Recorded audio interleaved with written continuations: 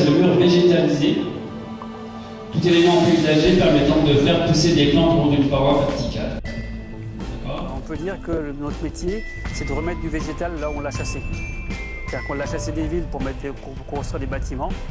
Donc on le remet à l'endroit où il était. Ça, si vous voulez, est vraiment une passion depuis que je suis tout gosse. J'étais passionné par les actes. Ils mettent au point la recette qui servira de base à tous ces murs végétaux. Dans les forêts de Thaïlande et Malaisie, ce qui m'a surpris, c'était pas les plantes qui poussaient sur les arbres. Tout d'un coup, c'était la révélation d'une subtilité et d'une universalité des plantes à pouvoir vivre sur des supports sur lesquels on ne les attendait pas du tout, puisque elles poussaient pas dans le sol, elles poussaient sur ces rochers ombragés. Quantité d'espèces vivaient dans des milieux comparables à ce que j'avais fait avec le mur végétal. Donc le support de culture de substrat, il doit avoir plusieurs caractéristiques. D'abord, faciliter l'enracinement de la plante. Retenir l'eau également, pour que le substrat retienne un maximum d'eau pour avoir une certaine inertie dans l'entretien. Drainer également l'eau, on ne pas avoir des problèmes d'asphyxie au niveau des plantes. Permettre l'absorption des minéraux, c'est-à-dire que le substrat ne doit pas retenir des minéraux, les laisser disponibles pour la plante.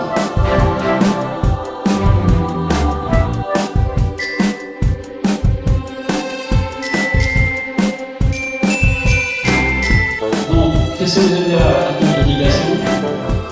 D'abord, les dimensions de l'eau. Évidemment, le système d'irrigation sera différent. On revient dans l'exemple précédent. Ensuite, le climat, l'exposition, évidemment, puisque à l'ombre, l'eau trop importante peut avoir des soucis sur les soudes de pourriture. Et au soleil, on s'est avancé que les plantes seront plus gourmandes. Il y aura plus d'évaporation. Le vent aussi joue un rôle important dans le problème de l'eau, puisque ça augmente l'évaporation.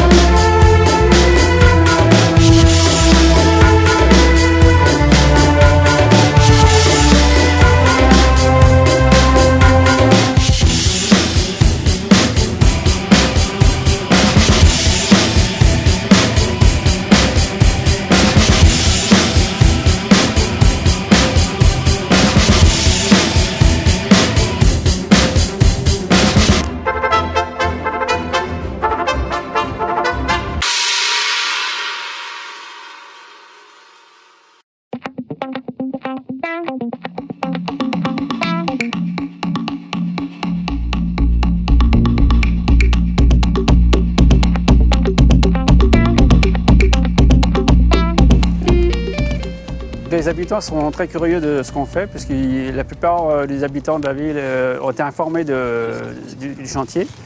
Et ils sont curieux de venir voir, ils viennent prendre des photos étape par étape, ils se renseignent sur comment on fait ça. Et là, on commence à mettre des plantes, donc ils voient que ça devient quelque chose de concret.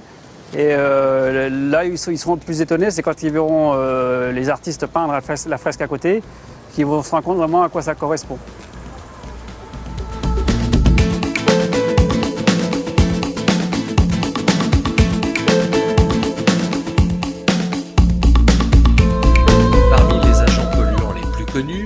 Citons l'ozone, le dioxyde d'azote, le dioxyde de soufre et bien entendu le monoxyde de carbone, un gaz incolore, inodore et très toxique. Moins connus, les BETEX, composés organiques volatiles, également toxiques, utilisés par l'industrie comme solvant.